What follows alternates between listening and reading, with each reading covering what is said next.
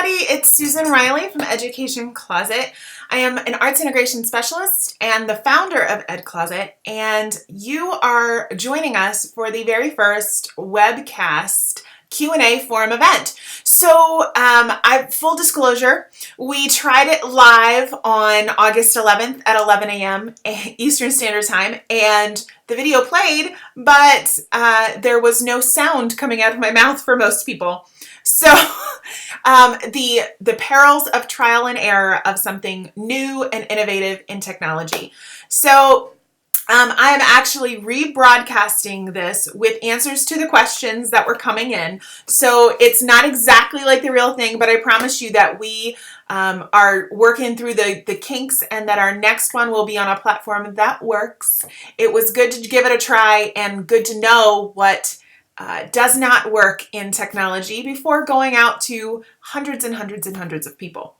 So that being said, it was really important for us to start this series, particularly at the beginning of the 2015-2016 school year.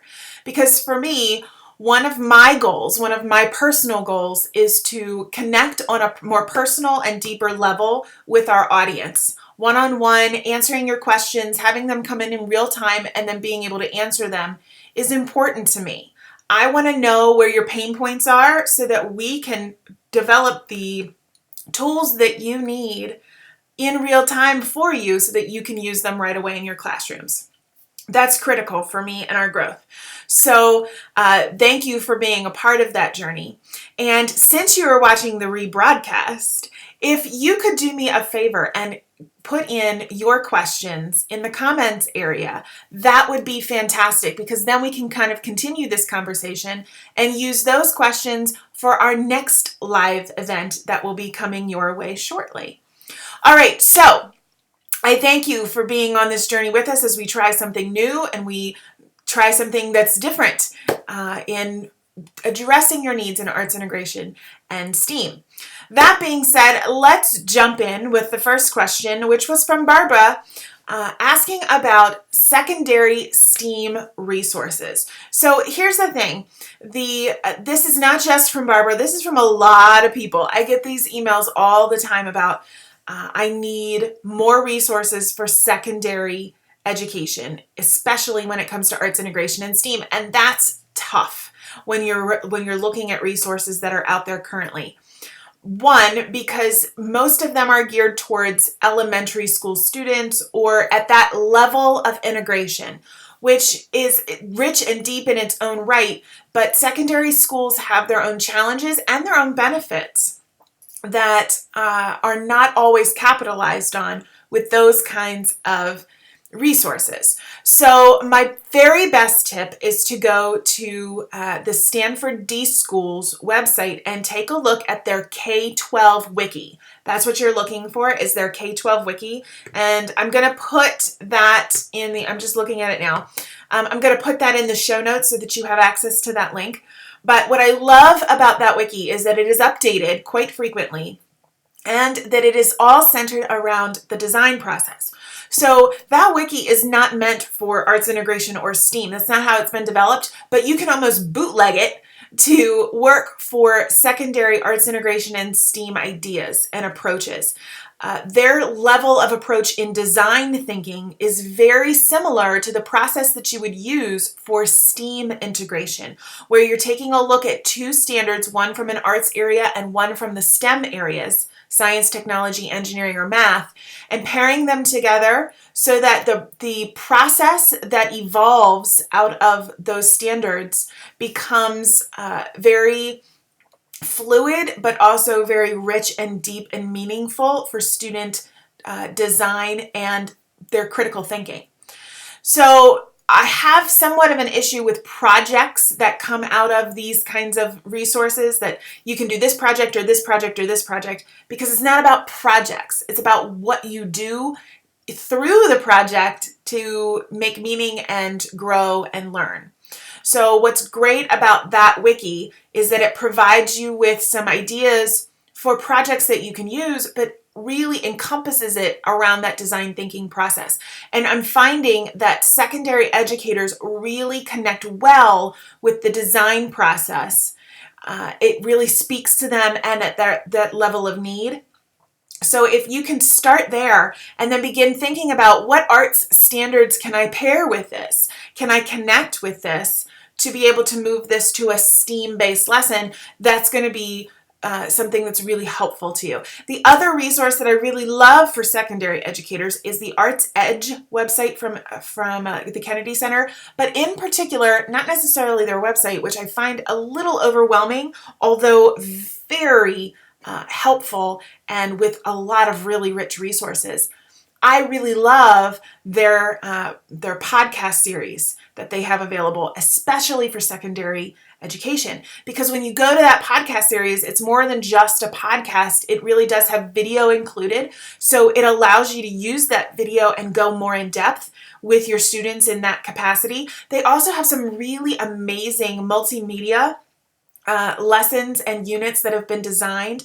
I think they have one on fireworks in particular that I love with middle school because it really goes through the science of pyrotechnics and then the art of pulling them together and putting them to music and having that occur. So if you use that resource, I think you're going to find a wealth of tips and resources and ideas that you can gather for secondary education at either one of those resource sites. All right, so moving on. Next question. What about places without art teachers? This is a big question that's coming up quite frequently now. And one of the reasons that I want to address it is we're actually doing a very large series on the creative mindset. And it's been advertised all over Facebook and Twitter and lots of people. I think over 2,000 people have taken that free course at this point. It's a free 1-hour workshop. People can get PD's certificate for it and very popular. But one of the huge questions that come out of that workshop is always, what if I'm in a school that doesn't have a designated art teacher or a designated music teacher? And the reason that that's coming up is because in that workshop, I advocate for arts integration and STEAM implementation with arts educators at the heart of it. That truly the best arts integration approaches and STEAM approaches are when you have arts educators, working with students in dedicated arts time so that they can really focus on those skills and processes that the students need. And then that way the classroom teachers can leverage that when they're doing an integration lesson. So one of the questions that always comes up is, well, what if I don't have arts educators? What do I use? What do I do?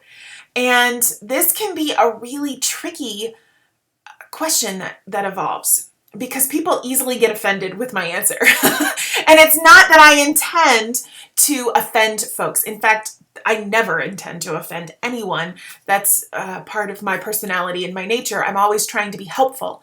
But I don't want to delude anyone into thinking that the best practice in arts integration is to not have arts educators and have classroom teachers teaching these contents. That's not best practice. That is something that has evolved with budget cuts and sometimes with people who don't have a clear understanding of what arts integration is. And so we have this situation now where we don't have arts educators. And my response is always that it is not the classroom teacher's responsibility or even capacity to truly teach those art skills and processes that our students need. Not that they don't do an excellent job of doing the best that they possibly can. In fact, I think the classroom teachers who are charged with that, who have to teach those things because there is no other class offered for that, they're doing tremendous work. They should be applauded for that because they're stepping way outside of their comfort zone. As a music educator, if I had to teach math every day, all day, that was a content area I was in charge of to make sure that my students had that experience, that would be a huge weight on my shoulders. And I would feel very frustrated because it's not something that I've been trained in. And so I don't think anybody would expect me to teach math. And so we shouldn't expect classroom teachers to teach art or music at the same level that an arts educator or a music educator can. So instead, what I advocate for is that if you are in that situation, that is the time to reach out to your community. That's the time to reach out and figure out, where are the artisans in my community? Where are the people, are the sculptors and the people who work with glass and the people who are painters? Where are those artists? Where are the musicians? Where are the folks who are working in theater in my community? Who is in charge of dance in my community? And no, it's not going to necessarily be, the people who are the best in the world, but they are people who live and breathe that art form, and they can provide your students, they have the capacity to provide your students with experiences and opportunities that are more hands-on and that really focus on those intricate skills and processes that as a classroom teacher you do not have access to because you've not had training in it. That's a huge bonus. And I will tell you that most members of the community would be thrilled to come in and volunteer their time, with you to provide those kinds of experiences. And it's not going to happen all the time, but what can happen is that this brilliant partnership kind of comes together and people become invested in your program, in your classroom, in your school. Another wonderful way to go about this is with teaching artists. So if you have access to teaching artists, bring them in. Use this as a catapult to integration. And if you don't have access to teaching artists, try looking at your state fine arts grants organizations, because oftentimes they will pay for teaching artists to come in with you. We want to get artists to connect with your students to teach those skills and processes so that the integration can occur later. That the integration happens once the students have those skills and processes and can use them in your math and science and social studies and English language arts classes with integrity. Okay, so that's how I would go about doing it. The final piece, and I think the last on the totem pole, but definitely something to consider, is virtual museum tours, virtual experiences. Lots of symphonies and orchestras and museums around the country now offer virtual museum visits where you can actually go through the museum on Skype or on YouTube or in some virtual capacity so that they can kind of do that as an outreach to you. And so I would investigate some of that as well. That can be a really good resource, but nothing is quite like getting your hands in it. And as classroom teachers, it's not that we don't want you to have the resources that you need. You absolutely should. But I'm a firm believer that if you don't have that arts training, if that's not in your background, then you need to be able to partner with people who have those experiences and can provide that dedicated, hands-on, skills-based experience for your students that you can then build upon and really take their learning to the next level. So that's a big explanation on that concept, and I know that can make some people frustrated, but truly I believe that if we're going to do arts integration and we're going to have STEAM, then we need to be truthful to the idea that the arts are at the heart of that. And if you don't have the training in that arts area, then we need to find people who do. Okay, so that leads to the other question: does arts integration and STEAM hurt or help arts education? And I think I've kind of discussed that a bit with that last answer. I think if you're looking at arts integration as a supplement, if you're looking at that as taking over for arts education, then it is going to hurt arts education because it's not being put into place in its best format, in what it's intended to be used for.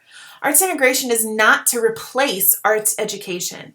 It's to take what students are learning in arts education and be able to use that as an approach to teaching in and through the arts in your classroom. Okay? So I think if we look at it in that capacity, then arts integration only helps arts education because it places the arts educators as the most valuable people in your classroom. So it's all in your understanding of arts integration and STEAM and what it's really about. And so if we have a misconception about what arts integration is really all about, then it has the capacity to hurt arts education. So we need to all get on the same page and advocate for arts integration in its best format and in the way it was intended to be used. And in that case, we're doing nothing but advocating for more arts in our schools. All right, so next question, how do we create STEAM lessons? Another question on the live chat that came with this was, how do I find projects for STEAM? And again, I'm a little iffy on that word projects because it indicates that it's a one and done craft type idea, and it's not. What you're really looking for are opportunities to align standards and provide students with a learning experience in and through the arts paired with science, technology, engineering, or math. That's what you're looking for. So there's a lot of ways that you can find that. One, you can find STEAM lessons. We have a whole slew of them over in our STEAM portal, which is educationcloset.com/STEAM. You can find a bunch of them there in all grade levels to get you started. But then the other thing that I want you to think about is the STEAM process. So the first part of the STEAM process is to investigate an idea or a question that you have about a topic. So you want to think about what are some questions that come to mind with this particular topic. Let's use an example. I'm just now working with a group in Frederick County who are doing a tremendous job with STEAM. And one of the things that I worked on was kind of taking one of their regular science lessons, one of their science units, and working it into a STEAM lesson. And so we started with the standard in grade 5 about erosion, rocks, and water. So how erosion happens, what causes rock formations, and then what's water's role in all of that. And so we had to ask some big questions. So the first thing I did was I thought of the visual artist Andrew Goldsworthy, who does a lot with outdoor transient art. So he creates things in nature which will erode over time, and then kind of takes a look at what happens to that piece of artwork over time and how it morphs and changes. It's a very interesting concept. So taking one of his images, we looked at it and we thought about all of the things that we needed to know about that image. So what rocks did he use? How did he choose the rocks? What will happen? The rocks were on the ocean. What will happen as the tide comes in? How will it change? How does the salt affect the rocks? What happens with all of those things? What skills do I need to have in order to be able to answer those questions? So having all of those things in mind, we then move into taking a deeper look at Andrew Goldsworthy's work. So how did he answer those questions? How did he see those things? And how did he represent that in his artwork? And then what happens to the rocks over time? Why does erosion occur? How were those rocks formed? Again, we're answering those big questions from the science unit while simultaneously looking at it from the lens of an artist. And then during the creation stage, we actually have students take what they've learned about rocks and minerals and colors and how they're all working together, and then create a transient piece of artwork in their own school environment using what they have. So if it's rocks, if it's sand, if it's gravel, taking a look at different colors, maybe testing the minerals a bit, and then being able to create a piece of artwork that represents the stages of rock erosion over time in their transient form, and then documenting that process over a series of days or weeks. So it becomes this true STEAM lesson. See how that partnership works? We started with some really good questions. So you need to take a look at your curriculum and think about some things that would cause you to ask questions. Think about the inquiry first, and then talk with an arts educator and think about, is there any artist who approaches this in an innovative way like Andrew Goldsworthy? We could certainly have done this with dance as well and shown the erosion process with our bodies and how that looks in choreography, how we could manipulate choreography to show that with our bodies. We could take a look at music in a totally different way. So again, you want to ask those arts educators those questions. And if you don't have access to those arts educators, reach out to your community members and kind of talk about, I'm doing a lesson here. I'd like to include this, arts medium that you're an expert in. Can you brainstorm with me a little bit? Because again, it's about collaboration, not just in the implementation, but also in how you respond both to others in planning the lesson and your students in collaborating together in working through the lesson in their own meaning, so that they're creating their own meaning, they're creating their own interpretation.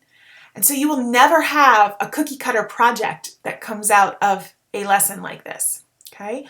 So if it were me, to answer that question of how do I create these STEAM lessons or how do I find STEAM projects, one, you can look for lessons that have already been developed, but then also start to take a look at some really rich artists that you're interested in. There's a great line in the movie Mona Lisa's Smile with Julia Roberts, where she's an arts professor and she reveals to her students at Wellesley back in the early 1950s, she reveals a Jackson Pollock piece. And they make fun of it at first. And she says, be quiet. The only thing you need to do today, you don't have to like it, you don't have to, write about it, but you do need to consider it. That's the only thing you need to do. And I think that's a great way to approach the arts in any grade level, in any capacity, is that you have to consider it. Find an arts area where you're comfortable, consider it, and think about how could this connect with something else that I'm doing. And that's the very beginning of creating some really interesting questions and ideas and approaches to using arts integration and STEAM in your classrooms. All right, so that takes care of it for me today. Those are some answers to some of your burning questions. I apologize to those of you who were on our live event and got stuck with that sound issue. So sorry, but I do have a platform as a backup that I know works that we will use next time. Thank you so much again. And in the meantime, if you have questions that you'd like for us to answer on the next episode of our live event, please be sure to plug them in the comments area below. Thanks again for tuning in, and I look forward to our next live Q&A forum all about arts integration and STEAM. Have a great day, everybody.